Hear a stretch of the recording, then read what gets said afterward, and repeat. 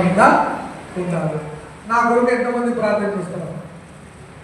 ఎవరైనా నా కొరకు మనం చేయాలి. మీరంతా ప్రార్థన చేస్తే నేను ఇంకా తిరుగుతా కదా.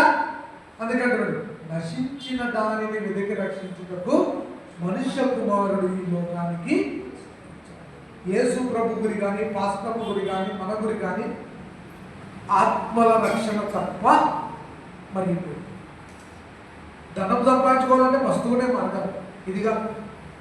అందుకంటున్నాడు, ఆశ కలిగిన ప్రాణాన్ని ఆయన వాడు. పాట కూడా వచ్చిందంటే ఎవరు వాడారు కదమ్మా, నేను కూడా ఉన్నానయ్యా నన్ను. ఎవరైనా అడుగుతున్నారా? నన్ను వాడుకోమని ఎవరైనా మీరు అడుగుతారా? ఓకే, ఆ సహోదరి గట్టిగా చెప్పకూడదు. ఆ సహోదరు అంటుంది వాడుకుంటాడు.